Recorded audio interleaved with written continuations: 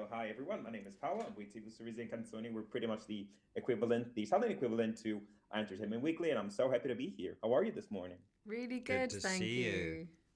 Great, that's awesome. Now, let's get right to it. Sam, where do we find Jamie at the start of season 8 and what's ahead for him? We left season 7 with a huge cliffhanger with the fact that Faith, our daughter, may have survived, may be alive. So Jamie and Claire are, well, we're thrust into season 8 without giving away too many spoilers of them looking for the answers to these questions. Did Faith survive? And if so, what happened to her? It's a huge one for them. It was a huge one for us when we were given the scripts. We wanted to know the answers as well. I think the fans will be really intrigued by it.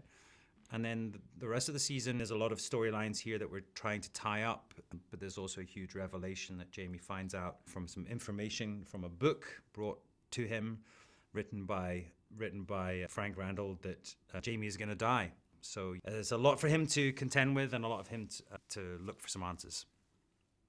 That's wonderful. Katrina, now, where do we find Claire at the start of season 8 and what's ahead for her? Well, obviously, they find out about Faith. So for Claire, that is such a tough moment because it's this reopening of the wound of grief that she had over losing her daughter. And it's sort of trying to figure out what happened and what are the consequences of that. And then they go back to the ridge. And I think there is, after everything that happened last season, I think there's a moment of pause for Claire. And we see her sort of being very much investing in family. She's still always the doctor on the ridge as well. So that always comes into play too.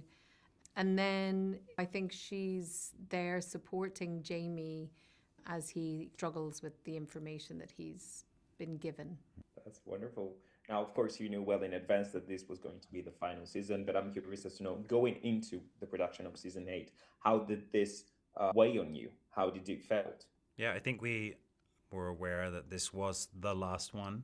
We wanted to come back and do something that felt satisfying and felt that we gave an ending that everyone would be happy with. But from day one, from scene one, we were always aware that this was the last time we'd be doing it. Some days you would forget about it, and then other days you were very aware when you say goodbye to castmates or location or certain scenarios. So it was actually quite exhausting to continually being saying goodbye. So it was quite taxing emotionally, I think. And of course, filming the ending was a huge moment for us. So it's been a long journey, but we're really excited for the fans to finally see the ending, or is it? Who knows? Has it hit you already that this is the end, or being involved with the promotion and everything? It's still something that feels current and present for you guys. I think it's sort of there was the first wave of saying goodbye after we finished filming, and we were only promoting season 7 after we finished filming season 8. That's right. So we'd gone and done that press, then we came back and did some pickups and things. But then I think we all sort of had that first goodbye, and it felt like it was something that we truly let go of. But coming back, it's really actually quite nice. I think it's so nice to be doing this together again. And we're going to have a premiere in New York and we'll all be together, which we're all really looking forward to. And I think just to sort of have that last moment with fans and really say goodbye in a good way, its part feels very present again. So, yeah. Beautiful. Now, Outlander heralded a new generation of fantasy and romance TV shows and movies.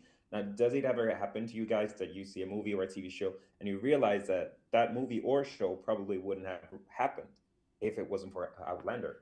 Oh. I think we also came on the back of Game of Thrones, sort of live in that world, but we did it differently. I think Bridgerton probably lives in our world, but has done it differently. I think it's just so nice to be part of this tradition of maybe giving people something that isn't traditionally seen as the kind of genre, you know? I think it was an underserved demographic, and it's really nice to be part of getting their dues. Yeah, and I think also book series, right? I think Game of Thrones, but I think before that probably wasn't as prolific, and it seems now everything is a book series. Yeah. We were probably at the beginning of that, maybe.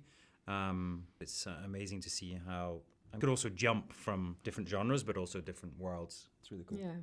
I was talking to a colleague yesterday, and they were telling me that the last time they saw as big as a cultural phenomenon as heated rivalry is right now was when Outlander first premiered. Now, do you Oh. think that there actually may be some comparisons there in terms of people are actually starved for romance these days? Yeah, I think it's look, the world can be such a crazy and intense place, and when geopolitically things feel very heavy, nice to be able to, I don't know, step into a world where things feel a little bit more loving and more, I don't know, connected. And I think I was just in New York and everybody was talking about heated rivalry. And it was so interesting to see how it crossed so many demographics and it just made people feel happy about stuff. And I think people crave that. And, you know, people all the time who kind of, oh my God, your show helped us through a really hard time or things like that. And that is such a gift to be part of something that, you know, happiness, and to be able to do that's really incredible. So That's wonderful. As you raised to say goodbyes to Outlander, I was wondering if you could tell me one of the highlights of this whole experience for you guys. Highlight. I'm filming it with your co-stars and colleagues, and there's always great days on set, whether it's, you know, or battles or just having fun together. Those highlights. But I think also, you know, when we're at a premiere, because, you know, when you sort of shoot something and then you go on and you're doing the next season, and then when you actually go to the premiere and you get to sit in the auditorium and hear the reaction to certain moments, that's quite thrilling to hear, because, you know, you get that primarily that feedback on film and TV. So that's a really nice moment. we did an event at Madison Square Gardens. Yeah. Like, that still blows my mind to this day. It's like on something that can. Yeah. Or the biggest hall at Comic Con. Yeah. Special. And that's been year in, year out. We've been doing, you know, and I think the fandom has never reduced. It's only got bigger. So Yeah, it's pretty really special. cool. Yeah. That's wonderful. I'm afraid my time is up, but I really want to thank you guys for talking to me today. Appreciate it. Oh, Thank you lovely so chatting much. with you. Cheers. Thank you. You have a great one. You too. Too. Thanks.